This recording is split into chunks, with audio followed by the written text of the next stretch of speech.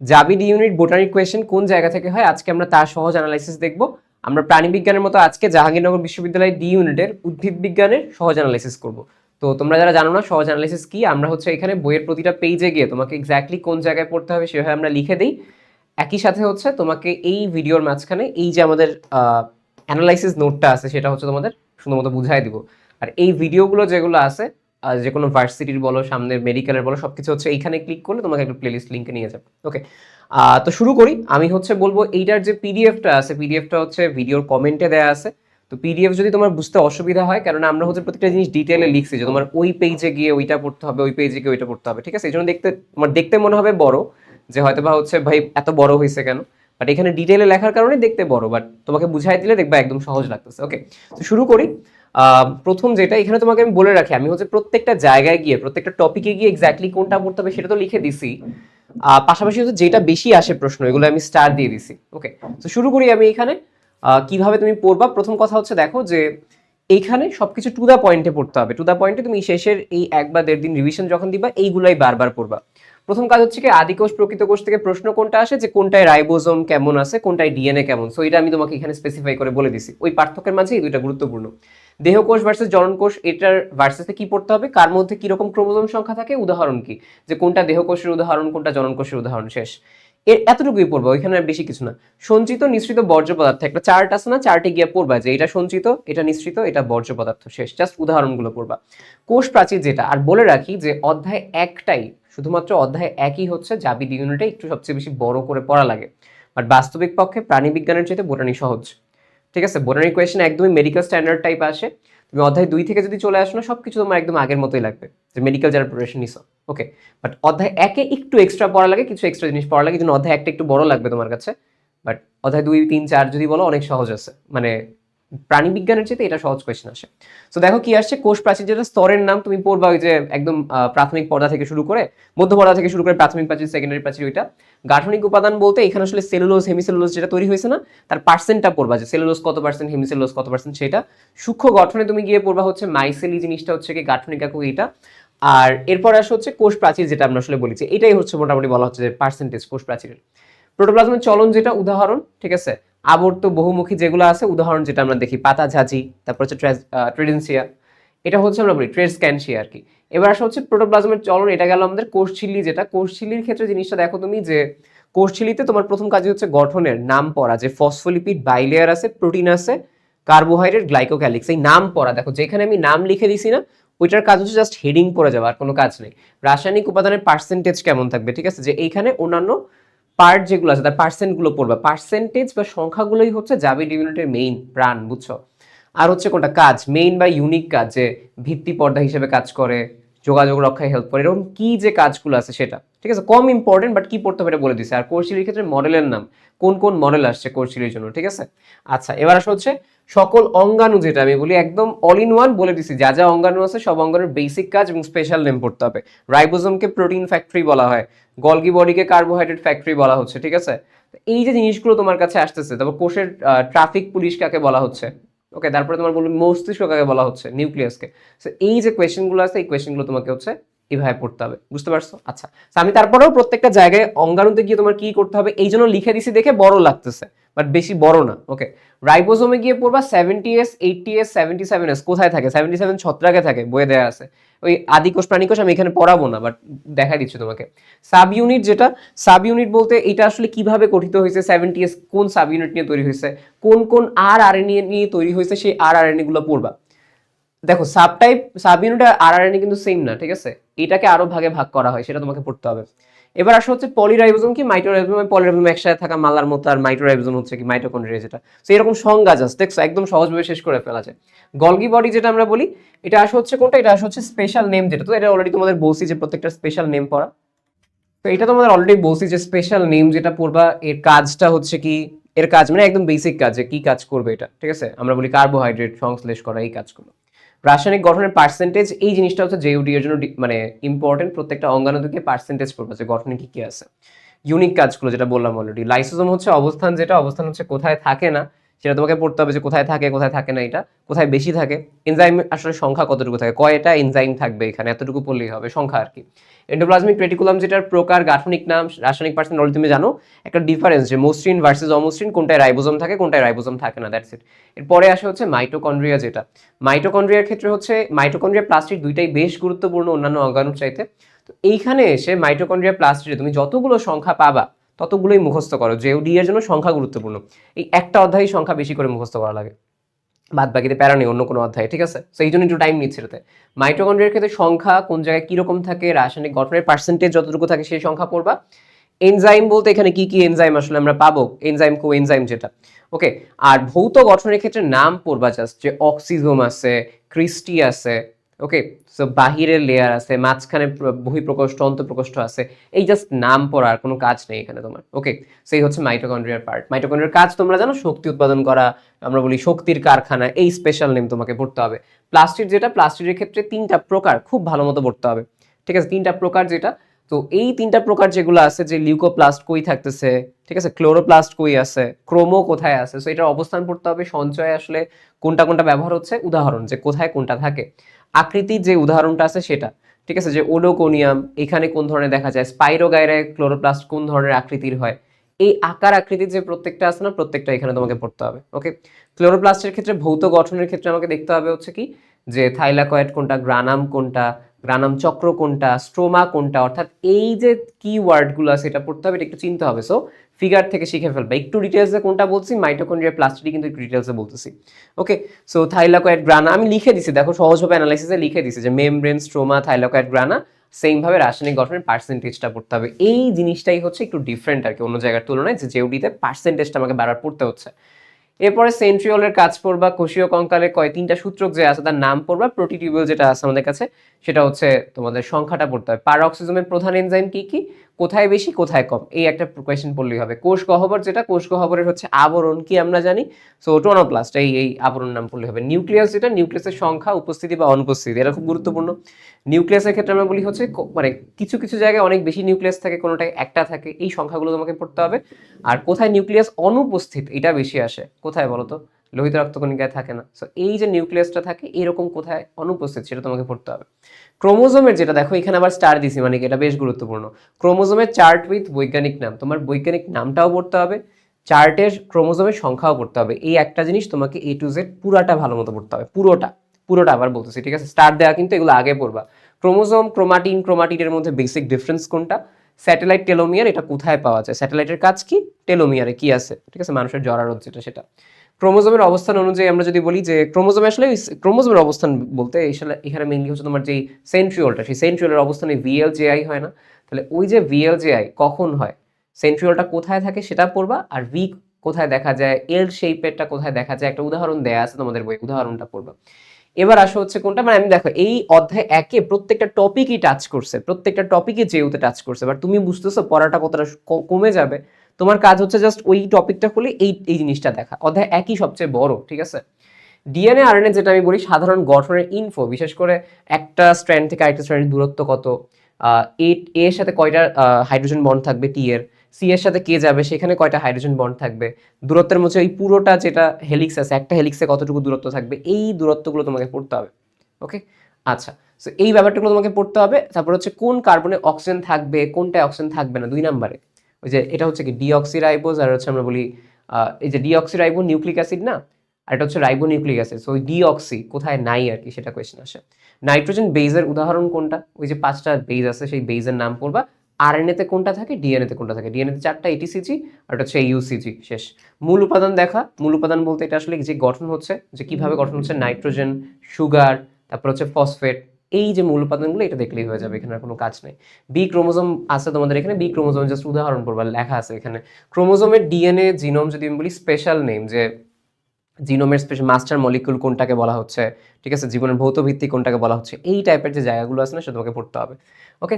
আচ্ছা, এরপর আসছে আরএনএর প্রকার এবং কাজ। আরএনএর প্রকার এবং কাজের মধ্যে একদম বেসিক বলা মানে কি বলো তো, আরএনএর প্রকারের মধ্যে transfer RNA, amino acid transfer করা, মেসেঞ্জার আরএনএ, কোড নিয়ে আসা। আর আরএনএ তাহলে কি করবে, এটা আমরা বলি প্রোটিন সংশ্লেষণে কাজ করতেছে, এরকম যে জিনিসগুলো আছে এই জিনিসগুলো তোমার আসলে ইউজ করতে হবে, ঠিক আছে, এটাই।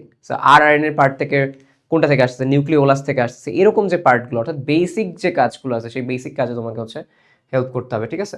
ডিএনএ প্রতিলিপন যদি আমি তোমাকে বলি এনজাইমের নামগুলো পড়া, যে হেলিকেস কি কি করতেছে, এসএসবিপি কি কি করতেছে, ওকে, যেগুলো একদম সুপারফিশিয়াল জায়গা। আমিও কিন্তু তোমাকে সুপারফিশিয়াল জায়গা থেকে বলতেছি এই কাজই, যে কোনটা খুলতেছে, কোনটা হচ্ছে বন্ডটা আবার জোড়া হওয়া থেকে প্রিভেন্ট করতেছে, টপো আইসোমারেজে কাজ করে, অর্থাৎ প্রতিটা এনজাইমের নাম এখানে পড়া। প্রুফ রিডে কোনটা হচ্ছে কাজ করে, ডিএনএ পলিমারেজ, ওকে, এই ঘটনাটা। ট্রান্সক্রিপশন যেটা, আর হচ্ছে যে প্যাচ লাগাতে, মানে প্যাচ হচ্ছে প্রিভেন্ট করে কোনটা, সেটা তোমাকে পড়তে হবে।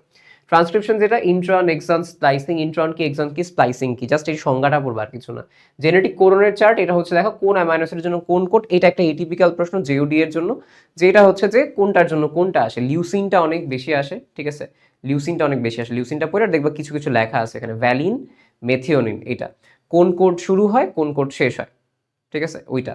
আর বিজ্ঞানীদের নাম আলাদা করে ডেফিনেটলি মাস্ট পড়বে, এটা আমি লাস্টে লিখে দিছি কেন, প্রতিটা জায়গায় যখন যাবা সেখানে বিজ্ঞানীদের নামও পড়ে ফেলবা, যে মাইটোকন্ড্রিয়ার সাথে রিলেটেড বিজ্ঞানী বা অন্যান্য পার্টের বিজ্ঞানী। সো আমি এই জিনিসটা হচ্ছে সাজাচ্ছিলাম, বাট ঘটনা হচ্ছে যে মাত্র আমি একটা সার্জারি ওয়ার্কশপ করে আসলাম। সো এই ক্লাসটা আমার আগে নেওয়া উচিত ছিল, বাট সেটা হচ্ছে আমার এখন নেওয়া লাগতেছে, তো অন্যান্য ব্যস্ততার কারণে। সো হোপফুলি আমি ক্লাস না নিতে পারলেও তোমাদের অ্যাটলিস্ট শিফটের আগে বসেও যেন দিতে পারো, আমি সেটা গুছাচ্ছি, সর্বোচ্চ চেষ্টা করতেছি, বিশ্বাস করো। বাট ঘটনা হচ্ছে একা আসলে এইভাবে পুশ করে এত নোট বানানো একটু টাফ হচ্ছে। ওকে, আমার একটু দোয়া করো, ঠিক আছে, চেষ্টা করতেছি আমি। আচ্ছা, এবার আসা হচ্ছে কোষ বিভাজন, যেটা এরপর আর বেশি পড়া নেই। দেখো, কোষ বিভাজনের ক্ষেত্রে সকল বিজ্ঞানীর নাম, এখানে আবার সকল বিজ্ঞানীর নাম পড়তে হয়, কে কি করছে, ঠিক আছে, কোন বিজ্ঞানী কোনটা স্যালামেন্ডারে কি করছে, ওকে, ফ্লেমিং কি করছে, এই ঘটনাগুলো। কোষ বিভাজনের প্রকার আমরা বলি কোথায় কোনটা হয়, উদাহরণ যেটা পড়া আছে, কোষ বিভাজনে আমরা বলি অ্যামাইটোসিস কই হয়, মাইটোসিস কই হয়, মিওসিস কই হয়। অপর বা স্পেশাল নাম যেটা সেটা পড়তে হবে, যে মিওসিসকে রাসমূলক বলা হয়, মাইটোসিসকে সমীকরণিক বলা হয়, প্রত্যক্ষ বলা হয় মাইটোসিসকে, পড়াই দিলাম তোমাকে, দেখো অ্যানালাইসিস ক্লাস। সো এই জিনিসটাই পড়তে হবে তোমাকে, বড় না কিন্তু। সহজ অ্যানালাইসিস হচ্ছে দেখতে বড় লাগে, বাট সহজ অ্যানালাইসিস আসলেও সহজ, তোমাকে তো সহজে বুঝাই দিই আমি যে কোন জায়গায় পড়তে হবে তোমাকে। মাইটোকন্ড্রিয়া, আমরা যদি এসে আসছে মাইটোসিসের বৈশিষ্ট্য, বিশেষ করে যে বৈশিষ্ট্য বলতে কোনটা বলবো, যে ক্রোমোজোম নিউক্লিয়াস কয়বার বিভাজিত হয়, এই বৈশিষ্ট্যটাই বেশি আসে, সমান থাকে সবসময় এই জিনিসটা। সকল সিসের সংজ্ঞা, সিস কি কি আছে, ক্যারিওকাইনেসিস, সাইটোকাইনেসিস, মেটাকাইনেসিস, এই সিস যেখানে দেখবো বুঝে ফেলবো যে সিস কোথায় কি হয়। এটা প্রতিটি ধাপের ইউনিক বা কি স্টেপস। তোমাকে যদি আমি বলি যে কোন সময় বিষুবীয় অঞ্চলে আসে, কোনটা আসবে মেটাফেজে, কোন সময় ভাগ হয়ে যায় অ্যানাফেজে, নতুন করে আবির্ভূত হয়, ওইভাবে এই যে কিওয়ার্ডগুলো, কখন জলবিয়োজন হয়, এই কোয়েশ্চেনগুলো আসে, ঠিক আছে। প্রতিটি ধাপে ইউনিক বলছি, ইউনিক বা কি স্টেপস। কোষচক্র যেটা, দেহে কোষ সংখ্যা 100 ট্রিলিয়ন, এটা তোমাকে এখনই বলে দিলাম, আর বলা লাগবে না। ধাপগুলোর নাম এবং সময়, যে জি ফেজে আমরা বলি G1, S, G2, পার্সেন্টেজগুলো বলবা যে কোনটায় কীরকম টাইম লাগবে, এবং এই ধাপগুলোর মধ্যে কি যে মানে কি স্টেপ থাকে না, যে কখন হচ্ছে আমাদের ডিএনএ রেপ্লিকেশন হচ্ছে, সেই রকম জাস্ট কি স্টেপ, আর কিছু না। সাইক্লিনগুলোর প্রকারও কাজ, সাইক্লিন দেয়া আছে বেশ কিছু, চারটা, ওই চারটাই পড়বা, ঠিক আছে। এইটা একটু এটিপিক্যাল। মিওসিস যেটা, মিওসিস সেম ভাবে বৈশিষ্ট্য, ক্রোমোজোম নিউক্লিয়াস কয়ভাবে বিভাজিত হয়, টার্মিনাল, এইটা একটু দেখো, এটা দেখতে হবে তোমাকে। Terminal meiosis, sporic meiosis, zygotic meiosis, এটা তোমাকে বলবে কখন হয়, নিষেকের আগে হয় না পরে হয়, উদাহরণ কাদের ক্ষেত্রে হয়, ঠিক আছে, কাদের ক্ষেত্রে হচ্ছে এটা হয়। এবার আসা হচ্ছে ধাপগুলোর নাম, যে আমরা বলি মিওসিস ধাপগুলোর নাম, কি কি যে নেমগুলো আছে, কি স্টেপ বা কি নেম।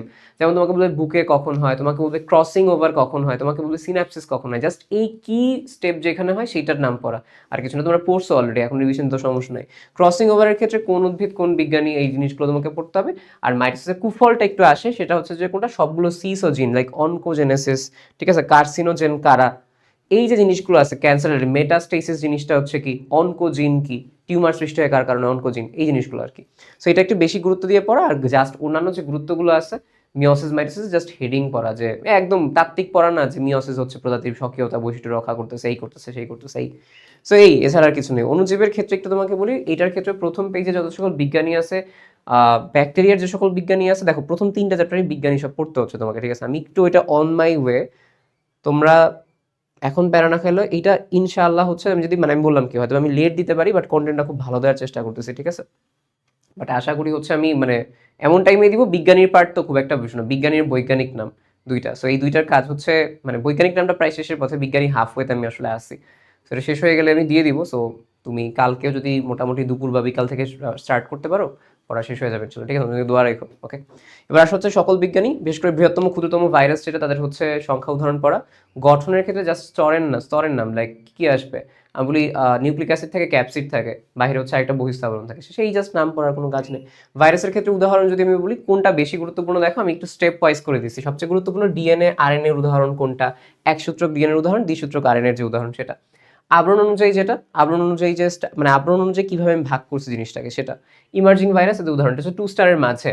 আর আকৃতি যেটা, আকৃতিটা একটু কম ইম্পর্টেন্ট বাট তারপরে পড়ে ফেলবা, লাইক ওই যে শ্রেণীবিন্যাস যেটা ভাইরাসও পড়বা ব্যাকটেরিয়া পড়বা, যতটা ভালোভাবে পড়া যায়। এরপরে ভিরিয়ন ভিরয়েড প্রিয়ন যেটা, এটা সংজ্ঞা পড়বা আর হচ্ছে উদাহরণ পড়বা যে কোন রোগ হয় কি কার দ্বারা। ভাইরাসের দ্বারা সৃষ্ট রোগ যেটা, সেটা হচ্ছে কোনটা, অনেকগুলোই আছে। চার্ট যেটা আছে, চার্টটা তো পড়বাই, উদ্ভিদ আর প্রাণী দুইটার জন্যই পড়বা, চার্ট ডেফিনেটলি পড়বা। তার মধ্যেও গুরুত্বপূর্ণ বলে রাখি ডেঙ্গু, জিকা, ইবোলা, পেপের রিং স্পট, ঠিক আছে। ডেঙ্গু, তারপরে হচ্ছে কোনটা, জিকা, ইবোলা এবং হচ্ছে পেপের রিং স্পট, যেটা এগুলো হচ্ছে বেশি গুরুত্বপূর্ণ। আর চার্ট তো বললাম, আমি চার্টের সব পড়া। হেপাটাইটিসের চার্টগুলো হচ্ছে তোমাকে এখানে দেখে ফেলা। হেপাটাইটিসের চার্ট বলতে কি, হেপাটাইটিস রোগটা হওয়ার পরে এখানে চার্ট আছে, ওর মধ্যে এটা কোন গ্রুপের মাঝখানে পড়ছে, এন্টেরোটক্সিন না অন্য কোনো গ্রুপের মাঝখানে পড়ছে, সেইগুলো হচ্ছে পড়া। আর সুপ্তিকাল অর্থাৎ কতটুকু সুপ্তিকাল, প্রথম আর লাস্টের যেটা, ওই দুটো হচ্ছে পড়া তোমার ঠিকঠাক, ঠিক আছে। আচ্ছা, এবার ডিএনএ আরএনএটাও দেখতে পারো, মানে ওই চার্টটা পুরোটাই দেখা, বাট এই দুটো হচ্ছে মাস্ট আর কি। এবার দেখো ব্যাকটেরিয়ার ক্ষেত্রে সকল বিজ্ঞানী শ্রেণী বিভাগের ক্ষেত্রে সবচেয়ে গুরুত্বপূর্ণ হচ্ছে কোনটা, গ্রাম পজিটিভ ব্যাকটেরিয়া কোনটা, গ্রাম নেগেটিভ ব্যাকটেরিয়া কোনটা। এটা কিন্তু মেডিকেলের জন্য স্কিপ করে যাও তুমি। Okay, so gram positive, gram negative. আর এই জায়গায় আরেকটা আসে বায়োবিও, বাধ্যতামূলক বায়োবিও বা অবায়োবিও, এই ব্যাপারগুলো হচ্ছে উদাহরণগুলো পড়া, এটা একটু ডিফারেন্ট, ঠিক আছে। আমরা তো ইউজুয়ালি পড়ি আকার থেকে, বাট জেইউডি এর জন্য এটা বেশি গুরুত্বপূর্ণ। ফ্লাজেলা ভিত্তিক শ্রেণীবিভাগ একটু কম আসছে, এই জন্য একটা স্টার দেওয়া। ফ্লাজেলা হচ্ছে তোমার দেয়া আছে, এই ট্রাইকাস, এফালোট্রাইকাস, এটা। এছাড়া কমাস, পাইরিলাম, বহুরূপী যেটা, সেগুলোর হচ্ছে উদাহরণটা পড়তে পারো, এগুলো বেশি ইম্পর্টেন্ট। বাট আমি সবসময় বলতেছি শ্রেণী বিভাগ আর গুরুত্ব, এই দুইটা থেকে যে কোনো জায়গা থেকে প্রশ্ন আসতে পারে, সেটা ভাইরাস হোক ব্যাকটেরিয়া হোক। শ্রেণী বিভাগ আর গুরুত্ব, এই দুইটা সবচেয়ে গুরুত্বপূর্ণ জায়গা। ওকে, ব্যাকটেরিয়ার গঠন যেটা, কি নাই কি আছে, ওই বলবা যে ভাই ওর তো সুগঠিত নিউক্লিয়াসই নেই, এইটাই। আর এছাড়া হচ্ছে কি, ওর যে কোষ প্রাচীরের উপাদান কি কি আছে, peptidoglycan, capsule, flagella, pili, mesosome, already নাম বলে দিছে, এর কাজটা দেখবা যে কারোর সাথে সংযুক্ততে কাজ করে, কোষ বিভাজনে সাহায্য করে, জাস্ট এই কি স্টেপগুলো।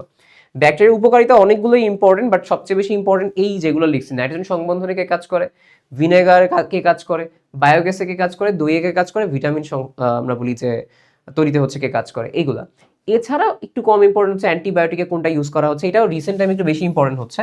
বাট এছাড়া লোহার পাইপ, চা, কফি, পতঙ্গনাশক কি ব্যবহার করা হচ্ছে। ব্যাকটেরিয়ার রোগের ক্ষেত্রে নামগুলো জাস্ট পড়বা, তোমাকে প্রশ্ন আসবে নিচের কোনটি ব্যাকটেরিয়া ঘটিত রোগ নয়। সো আমি একটা সহজ এক্সাম্পল দিই, তোমার কাজ হচ্ছে শুধুমাত্র তুমি যদি ভাইরাসের কোনটা দ্বারা রোগ হয় এটা জানতে পারো, বাদ বাকি যা আছে সবই তো ব্যাকটেরিয়া, সহজ না? তো এটা কষ্ট কম। বাট বৈজ্ঞানিক নাম শিখবা কার কার, যে ব্যাকটেরিয়ার কারণে যে সকল রোগ সৃষ্টি হয় তার মধ্যে বৈজ্ঞানিক নাম শিখবো কোনগুলার, যক্ষা, উপিংকাশি, ডিপথেরিয়া, টিটেনাস বা ধনুষ্টঙ্কার, এবং হচ্ছে যে ধানের ব্লাইট রোগ, পাতা ধসা রোগ, এগুলো পড়তে হবে তোমাকে।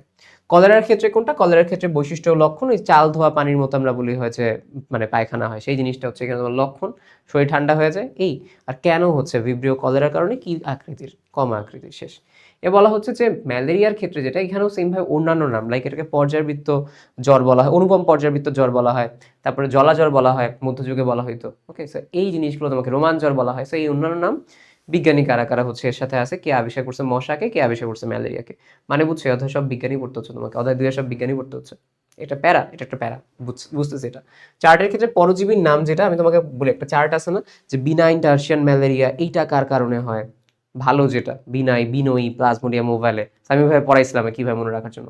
তারপরে এদের সুপ্তাবস্থা, অর্থাৎ কতদিন সেটা হচ্ছে সুপ্তাবস্থায় থাকে। জ্বরের প্রকৃতি কেমন, অর্থাৎ কত ঘন্টা পর পর জ্বর আসে, 24 ঘন্টা না 72 ঘন্টা পর পর। 3টি অবস্থা আমরা বলি জ্বরের মাত্রা যেটা, সেই 3টে অবস্থা কোনটা কোনটা, একটা হচ্ছে শীত লাগতেছে, উত্তাপ হয়েছে, ঘাম অবস্থা, এই 3টা অবস্থা। জীবনচক্রের ধাপসমূহ যেটা, এটা তুমি চাইলে হচ্ছে চার্ট থেকে নামগুলো পড়া, চার্ট থেকে বলতে ট্রোফোজয়েড কখন আসবে, স্পোরোজয়েড কোনটা আসবে, এই স্টেপগুলো একটু পড়া, ঠিক আছে। এইটা একটু তোমার ওই সৃজনশীলের মতো, বাট আসে, বুঝছো, যে এই স্টেপের পরে কি হচ্ছে, এরকম টাইপের কোয়েশ্চেন। অ্যাটাক করে কোনটা, স্পোর, শিখাই দিলাম, মানব যে স্পোর অ্যাটাক করে এটাই। আর এছাড়া হচ্ছে তোমাকে প্রশ্নগুলো আসবে সাফনার্স দানা কখন দেখা যায়, হিমোজয়েন কখন দেখা যায়, জ্বর কখন আসে, রোজেট বা রিং মানে আমরা সিগনেট রিং কখন দেখা যায়, এই টাইপের জিনিসগুলো একটু বেশি ইম্পর্টেন্ট। ওকে, সো আইডেন্টিফিকেশন এবং প্রত্যেকটা পয়েন্ট তোমাকে দেখতে পারে। ঔষধ হচ্ছে কোনটা, কুইনাইন ইউজুয়ালি। আর আরও কয়েকটা ঔষধের নাম দেওয়া আছে, ভ্যাকসিন যেটা মস্কিওরিক্স ইউজ করতেছি আমরা, শেষ। নগ্নবীজে আবৃত বীজ উদ্ভিদ, এটা খুব সহজ, এরপরে আর সহজ হয়ে যাবে। দেখো নগ্নবীজ উদ্ভিদের বৈশিষ্ট্য, এর মধ্যেও কি বৈশিষ্ট্য লিখে দিচ্ছে, যে গর্ভাশয় থাকে না, ফল হয় না, পড়াই দিচ্ছি তোমাকে। শস্য কিরকম হয় ভাই, হ্যাপ্লয়েড কখন হয়, সেটা নিষেকের আগে না পরে, কোরালয়েড মূল কি থাকে এখানে, কি কি থাকে, নষ্ট ক্যানাবিনা থাকে, মধ্য কর্টেক্সে থাকে, শুক্রাণু কিরকম, বহু ফ্লাজেলা যুক্ত, লিভ স্কার থাকে, সার্সিনের ভার্নেশন থাকে, দেখছো পড়াই দিচ্ছে, এটাই তোমার কাজ, এটাই কাজ তোমার বই থেকে, আর কিছু না কিন্তু। তো এক্সেপশন যেটা আমরা বলি যে কাদের ক্ষেত্রে দিনিশেক দেখা যায়, কাদের ক্ষেত্রে ভেসেল আছে, কাদের শুক্রাণু ফ্লাজেলা বিহীন জীবন্ত জীবাশ্মের উদাহরণ কোনগুলো সেটা তোমাকে পড়তে হবে। বিভাগ এবং গণ যেটা দেখো এগুলো কিন্তু স্টার না, বাট আসতে পারে যে কয়টা বিভাগ আছে, কয়টা গণ আছে, এবং এর নাম কি, সংখ্যা কি, উঁচু বৃক্ষ কোনটা, প্রাচীন বৃক্ষ কোনটা, নাম পড়া। অর্থনৈতিক গুরুত্ব এটা আবার গুরুত্বপূর্ণ, ঠিক আছে, কোনটা কোন কাজে ব্যবহার করা হয় এটা আসে, যে সাইকাস সার্সিনালিজের পাতা কোন কাজে ইউজ করা হচ্ছে এইভাবে। আবৃত বীজের ক্ষেত্রে আরো সহজ হয়ে যাবে তোমার জন্য, আমি তোমাকে বলি এখানেও সেম ভাবে বৈশিষ্ট্য পড়বা তুমি। এছাড়া উদাহরণের মাঝখানে কোনটা ক্ষুদ্রতম কোনটা বৃহত্তম আবৃত বীজ, এরকম বৃহত্তম নাই ক্ষুদ্রতম দেয়া আছে আর কি। অবনা বিন্যাস আমরা বলি যে দেখো কতগুলা স্টার দিছি, মানে আবৃত বীজের উদাহরণ আসলে আসে এইটা থেকেই, নিচের কোনটি অক্ষীয় অমরা বিন্যাস, নিচের কোনটি সরোসিস, নিচের কোনটি যৌগিক ফল, মানে এই যে দুইটা আছে এই দুইটা তোমাকে অবশ্যই যা আছে বইয়ে সব পড়তে হবে, যা আছে বইয়ে সব পড়তে হবে। প্রশ্ন এইখান থেকে ঘুরায় পেঁচায় বছরকে বছর আসে এই জায়গা থেকে, ঠিক আছে। তারপর অন্যান্য জায়গায় কোনটা পুষ্পপত্র বিন্যাস থেকে মাঝে মধ্যে প্রশ্ন আসে। এছাড়া শিরা বিন্যাস, পরাগধানী কোনটা, বৃক্ষাকার সর্বমুক্ত, জবার ক্ষেত্রে আর ধানের ক্ষেত্রে পড়াই দিলাম। সো পুষ্প সংখ্যার ক্ষেত্রে চিহ্ন আইডেন্টিফাই, তোমাকে বলবে যে এই জিনিসটা দিয়ে কি বোঝানো হচ্ছে, আচ্ছা আসে নাই, মোটা হয়ে গেছে বেশি, ওইটা দিয়ে বোঝানো হবে কি, ওটা দিয়ে বোঝানো হবে যে ভাই এটা হচ্ছে আমাদের বহু প্রতিসম, ঠিক আছে। তোমাকে দিয়ে বোঝানো হবে যে এটা কি দিয়ে বোঝানো হয়, এটা হচ্ছে বোঝানো হয় পুরুষ বা পুং পুষ্প, এই এই হচ্ছে কথা। সেই চিহ্ন আইডেন্টিফিকেশন করা। একবীজপত্রী দ্বিবীজপত্রী শনাক্তকারী বৈশিষ্ট্য 7-8টা করে পয়েন্ট দেওয়া আছে, ওইটা পড়বা, ওইখানে লেখা আছে যে কি কি থাকবে ওইটা। আর হচ্ছে কি এক ও দ্বিবীজপত্রী উদ্ভিদের গুরুত্ব, যেটা এখন গুরুত্ব থাকে না, খুব বেশি গুরুত্ব আসে না, বাট আসে কোনটা, বৈজ্ঞানিক নাম আসে। তোমাকে বলতে ঢেঁড়সের বৈজ্ঞানিক নাম কোনটা, কার্পাসতলার বৈজ্ঞানিক নাম কোনটা, সো বৈজ্ঞানিক নামে বেশি ফোকাস দিবা, এটা হচ্ছে এখানের কাজ। তাহলে বুঝতে পারছো আমার কিন্তু উদাহরণের খুব প্যারা কমে গেছে। টিস্যুতন্ত্র দেখো ভাজক এবং স্থায়ী টিস্যুর বৈশিষ্ট্য দুইটাই পড়বা, যে কোনটা সমবেশীয়, কোনটা জীবিত, কোনটা হচ্ছে জীবিত না। স্থায়ী টিস্যুর ক্ষেত্রে এটা, স্থায়ী টিস্যু তোমাদের বইয়ে নাই, তো তোমরা হচ্ছে এটা নোট থেকে বা হচ্ছে আমরা বলি যে তোমাদের যে কোয়েশ্চেন ব্যাংক আছে সেখানে দেয়া আছে, সেখান থেকে পড়তে পারো। ভাজক টিস্যু শ্রেণী বিভাগের ক্ষেত্রে সংজ্ঞা এবং উদাহরণ, লাইক প্রো মেরিস্টেম কোথায় পাওয়া যায়, মেরিস্টেম আমরা বলি প্রাইমারি মেরিস্টেম কই পাওয়া যায়, তো মাস ভাজক টিস্যু কই পাওয়া যায়, প্লেট ভাজক টিস্যু কই পাওয়া যায়, এই জাস্ট এই জাস্ট পড়লেই হবে তোমার। এবার দেখো স্থায়ী টিস্যু শ্রেণী বিভাগ, এগুলো কিন্তু মেডিকেলের জন্য পড়ে আসো, দেখছো এইগুলো কিন্তু টিপিক্যাল একদম।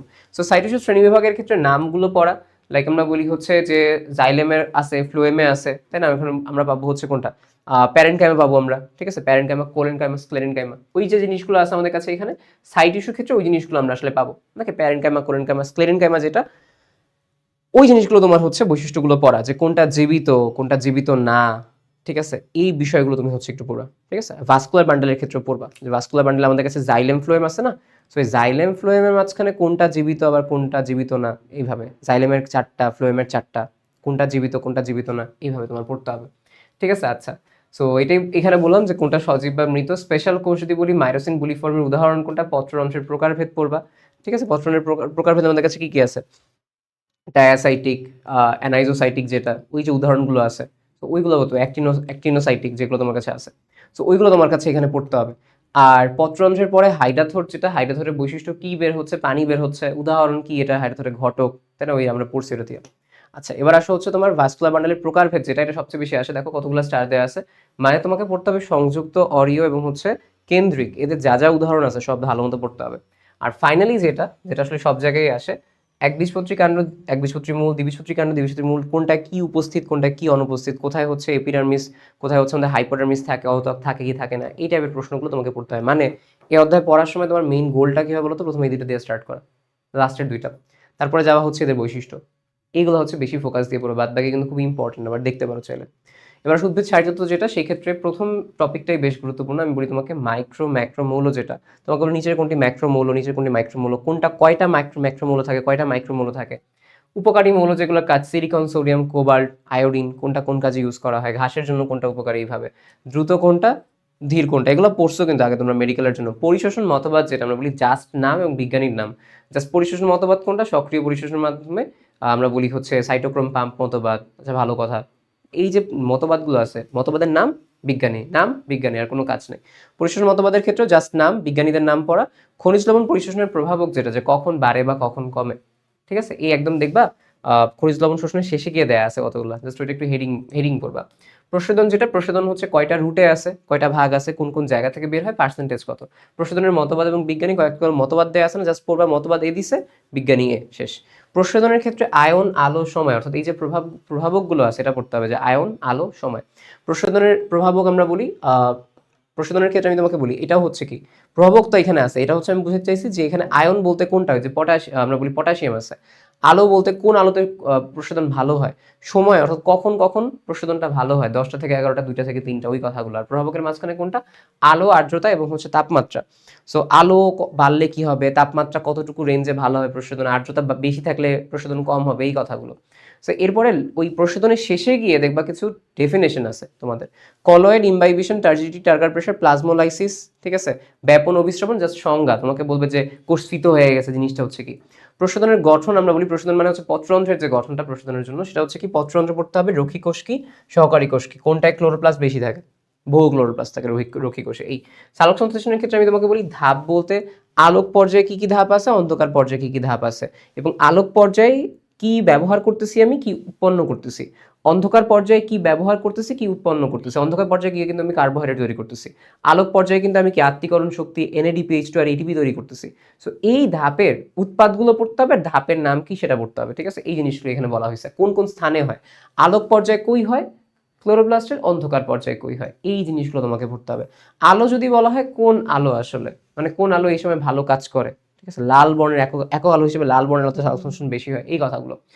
কোথায় হয়, অঙ্গ কোনটা, অঙ্গাণু কোনটা, কোন তরঙ্গ দৈর্ঘ্যে ভালো হয়, ঠিক আছে, এই কথাগুলো। রঞ্জক যদি বলি কার রং কি, বিশেষ করে হচ্ছে তোমাকে বলবে ক্লোরোফিল A এর রং কি, B এর রং কি, জ্যান্থোফিলের রং কি, ক্যারোটিনয়েডের রং কি। আমি কিন্তু সব আগের ওই যে আমি যেগুলো পড়ছি আর কি সেই পার্সপেক্টিভ থেকে চিন্তা করতেছি, বলতেছি, ওকে।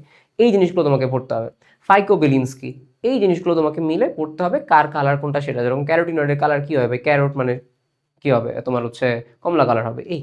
সো আলো শোষণ বর্ণালীর পার্সেন্টেজ যেগুলো, যে পৃথিবীতে আলো আসলো এতটুকু মানে ক্লোরোপ্লাস্ট কর্তৃক শোষিত হবে, এর এত পার্সেন্ট আবার ব্যবহার হবে, একটা পার্ট দেখবা লেখা আছে তরঙ্গ দৈর্ঘ্য এখানে, ওইটা। ফটো সিস্টেম আসলে কি কি নিয়ে গঠিত হয়েছে, বিক্রিয়া কেন্দ্র, তারপরে আলাদা সহযোগী অ্যান্টেনা, পিগমেন্ট, ইটিসি আছে।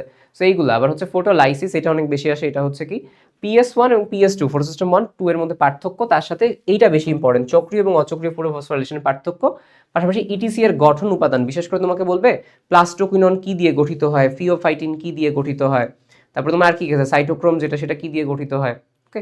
সো এই ফেরিডক্সিন কি দিয়ে গঠিত হয়, সো এই গঠন উপাদানগুলো পড়তে হবে তোমাকে ইটিসি আর যেটা।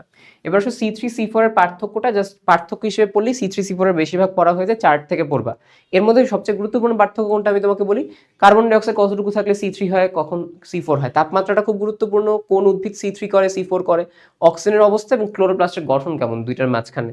C3C4 এর আমি বলি প্রথম এবং শেষ রিয়াকশনগুলো বলবা, সেই রিয়াকশনের বিক্রিয়ক কি, সেই রিয়াকশন থেকে উৎপাদ কি হয়, সেই রিয়াকশনের এনজাইম কি সেটা পড়া। যেরকম এনজাইমের মধ্যে রুবি স্কোয়ার কাইনেস সবচেয়ে গুরুত্বপূর্ণ, বিক্রিয়ক আমি যদি তোমাকে বলি C3 মাঝখানে RUBP আছে, ঠিক আছে। এবং এই প্রত্যেকটা রিয়াকশনে বা প্রত্যেকটা জায়গার প্রথম স্থায়ী পদার্থ কি, C3 উদ্ভিদে কি, C4 উদ্ভিদে কি, ওকে। সো কেন এটার নাম C3C4 হয়েছে, C4 এর ডিটেল উদাহরণ যেগুলো আছে একটা লিখবার লেখা আছে লাস্টে, NAD ম্যালিক এনজাইম, ঠিক আছে, ক্র্যাব ঘাস, মুথা ঘাস, আলাদা করে C3 উদাহরণ দেওয়া আছে সেটা পড়বা, বাট আলাদা করে না পড়লেও এইটা পড়লে হয়ে যায় ম্যাক্সিমাম টাইমে। অক্সিজেন উৎস জাস্ট নাম পড়া, যে কোন বিজ্ঞানী হিল বিক্রিয়া যেটা কোন বিজ্ঞানী করছে ওরকম সামথিং। সালোক সংশ্লেষণের প্রভাবক যেটা, এখানে আলো তাপমাত্রার রেঞ্জটা পড়তে হবে, কত রেঞ্জের মধ্যে ভালো হয়, কত রেঞ্জের মধ্যে আমরা সালোক সংশ্লেষণ আস্তে আস্তে বাড়ে, কোন তাপমাত্রা নিচে কমে আর কোন তাপমাত্রার উপরে গেলেও কমে। পাতার বয়সগুলো দেখা, আর হচ্ছে লিমিটিং ফ্যাক্টর কোন বিজ্ঞানী কোন মতবাদ দিছে, ঠিক আছে। লিমিটিং ফ্যাক্টর ব্ল্যাকম্যান আছে, লিবিগ আছে, সো এই যে ফ্যাক্টরের নামগুলো আছে সেখানে তোমাকে হচ্ছে গিয়ে পড়তে হবে। এবার শ্বসনের ক্ষেত্রে প্রতিটি ধাপ আমরা বলি, প্রথম এবং শেষ বিক্রিয়া যেটা সেটা হচ্ছে তোমাকে ভালো মতো দেখা, প্রায় হচ্ছে অনেকক্ষণ হয়ে গেছে। প্রথম এবং শেষ বিক্রিয়া যেটা সেটা হচ্ছে তোমাকে ভালো মতো দেখতে হবে, ঠিক আছে, এইটার ক্ষেত্রে। এবং বিক্রিয়ক উৎপাদ কার কার কি অবস্থা এটা হচ্ছে একবার দেখা, সেম ভাবে প্রথম এবং শেষেরটার মাঝখানে কোন স্থানে শ্বসনটা হচ্ছে, কোন স্টেপে, লাইক গ্লাইকোলাইসিস কই হয়, ক্রেবস চক্র কই হয়, এই ব্যাপারগুলো। উৎপন্ন এটিপি অর্থাৎ প্রত্যেকটা স্টেপে কি কি এটিপি হয়, এটা বেশ গুরুত্বপূর্ণ, ওকে। আর হচ্ছে কোন ধাপে অক্সিজেন লাগে, একদম সহজ কথা বলি লাস্টে ইটিসি দিকে লাগে, এছাড়া লাগে না। কোনটি সবাদ এবং অবাদে কমন, কোন স্টেপটা, গ্লাইকোলাইসিস।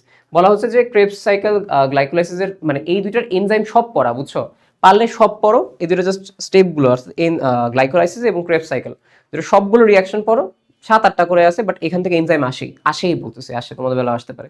সো জিনিসটা হচ্ছে কাইনেজ, এর মধ্যে important kinase, citrate synthase, isomerase, সব একবার করে দেখে যাবে, বলে দিছি। শ্বসনের প্রভাবকের মাঝখানে তাপমাত্রা দেখবা, অবচেতনের উদাহরণ কাদের মধ্যে হয়, ব্যাকটেরিয়া, ইস্টের মাঝখানে, উৎপন্ন পদার্থ কি তৈরি হইতেছে, ঠিক আছে, ল্যাকটিক অ্যাসিড আর হচ্ছে এটিপি, কি পরিমাণে এটিপি তৈরি হচ্ছে। জীব প্রযুক্তির ক্ষেত্রে আমি তোমাকে বলি এখানে সকল বিজ্ঞানী টিস্যু কালচার, জীব প্রযুক্তি, প্লাজমিড, এদের যে বিজ্ঞানী কে কে আবিষ্কার করছে, টিস্যু কালচারের ক্ষেত্রে গিয়ে পড়বে মাধ্যমে পিএইচ কত, পুষ্টি উপাদানে কি কি ব্যবহার করতেছি পুষ্টির জন্য, সুক্রোজের পার্সেন্টেজটা কত, সব তাপমাত্রা দেখবে এখানে কত তাপমাত্রায় করতে হচ্ছে, আর আলোর তীব্রতা কত তীব্রতা হচ্ছে আলো ব্যবহার করছি। টিস্যু কালচারের ক্ষেত্রে এক্সপ্ল্যান্ট কি, প্লান্টলেট কি, টিস্যু কালচারে দেখো গুরুত্বটা আমি স্টার দিচ্ছি, মানে কি গুরুত্ব সবচেয়ে ইম্পর্টেন্ট, গুরুত্ব সব পড়বা, তার মাঝখানে গুরুত্বপূর্ণ কোনটা, পোম্যাটো, হ্যাপ্লয়েড উদ্ভিদ কখন হয়, ভ্যারিয়েশন, সোমাটোক্লোনাল ভ্যারিয়েশন, পরাগধানী কালচার করে কি কি তৈরি করা হচ্ছে, সাইব্রিড কি, সোমাটিক এমব্রায়োজেনেসিস কি, এইটার উদাহরণ সহকারে তোমাকে পড়তে হবে। রিকম্বিনেন্ট ডিএনএ, যেটা রিকম্বিনেন্ট ডিএনএ হচ্ছে কি, যে এখানে যাওয়ার পর আমি পড়বো এনজাইম, কোনটা হচ্ছে আমরা বলি বায়োলজিক্যাল নাইফ, ঠিক আছে, সেটা বলা হচ্ছে রেস্ট্রিকশন, এরপর লাইগেস, প্লাজমিড যেটার প্রকার কি কি আছে, ঠিক আছে, ওখানে তুমি দেখবো হচ্ছে আর প্লাজমিড আছে তোমার ওইখানে কিছু 3 টাইপের প্লাজমিড পাবো, সো ওইগুলো দেখবা, ওদের প্রকার কি, ব্যবহার কি, বৈশিষ্ট্য কি, কোথায় পাই। আর একটু বলি প্লাজমিডের বৈশিষ্ট্যটা একটু ভালো মতো ফোকাস দিয়ে পড়বা, কেন বলতেছি, ওইখানে তুমি কিন্তু প্লাজমিড কিন্তু দ্বিসূত্র, প্লাজমিড কিন্তু দ্বিসূত্র বাট বৃত্তাকার, এই জিনিসটা মানুষ ভুল করে অনেকে। সো কোষে প্রবেশ করানোর প্রক্রিয়া কি কি, কিভাবে একটা মানে একটা রিকম্বিনেন্ট ডিএনএ করার পর কি কোন প্রক্রিয়ায় প্রবেশ করাইছে, জাস্ট হেডিং নাম পড়া, ডিটেল না, এইটাই রিভিশনের টাইমে পড়তে হয়, এটাই ভুল করি আমরা। Restriction enzyme, restriction site, restriction সাইটে তুমি দেখবা হচ্ছে যে ব্যাম হি, হিন্ড 3, জাস্ট এগুলোর নাম পড়া, এটা রেস্ট্রিকশন সাইট, বুঝছো, আমি মনে রাখতাম যে বাম হি, হিন্দ 3, ইকোরাই, ঠিক আছে, এইভাবে আর কি। সো রিকম্বিনেন্ট ডিএনএ প্রযুক্তির প্রয়োগ, যেটা সবগুলো ইম্পর্টেন্ট বললাম, জাস্ট নাম এবং ব্যবহার পর রিকম্বিনেন্ট ডিএনএতে কি কি তৈরি করতেছে, জাস্ট নাম পড়া। ইনসুলিনের গঠন কয়টা কয়টা হচ্ছে, অ্যামাইনো অ্যাসিড থাকে 2টা চেইনে, ইন্টারফেরন ব্যবহার কি, জাস্ট ব্যবহার দেখবা সে কি, বায়ো ফার্মিং, মলিকুলার ফার্মিং, এটা কোথায় দেখতে পারি আমরা, একটু পরে গিয়ে কিন্তু রিকম্বিনেন্ট ডিএনএর সাথে না, কিন্তু একটু পরে কয়েকটা পেজ পরে গিয়ে পিসিআর এর ব্যবহার দেখা, আর জিনোম সিকোয়েন্সিং এর প্রয়োগ দেখা, এগুলো আসলে ইম্পর্টেন্ট না খুব একটা। জিনোম সিকোয়েন্সিং কি করে, পিতৃত্ব শনাক্তকরণ, অপরাধী শনাক্তকরণ, এই সকল জিনিসগুলো হচ্ছে এই জায়গায় আমাদের কাছে চলে আসে। ওকে, সো আই হোপ তোমরা বুঝতে পারছো যে কিভাবে কি হয়েছে কি না হয়েছে, এটা কিন্তু একদম ডিটেইল, মানে একদম ডিটেইলে তোমার কোন কোন জায়গায় পড়তে হবে, জাস্ট দেখো তোমার কাজ যখন হবে, এখন এই ভিডিওটা দেখার পরে তুমি যেগুলো বেশি করে স্টার দাও এগুলো একটু আগে পড়ে নিবা, ঠিক আছে। এবং দেখো এখানে কিন্তু এমন কিছু বলতেছি না যেগুলো একটু নতুন, বিশেষ করে বিজ্ঞান এটা একটু নতুন তোমার জন্য, আর বাদ বাকি সব কিন্তু পড়ে আসছে মেডিকেলের জন্য। সো এই স্টাইলে একটু বেশি করে ফোকাস দাও, ইনশাআল্লাহ খুব ভালো একটা এক্সাম হবে যাবে ডিএর জন্য। আর আমি বাদ বাকিগুলো একটু বোঝাচ্ছি যেন তুমি একটা ফাইনাল রিভিশন দিতে পারো বিজ্ঞানীদের যে পার্টটা আছে সেটা। ওকে, ভালো।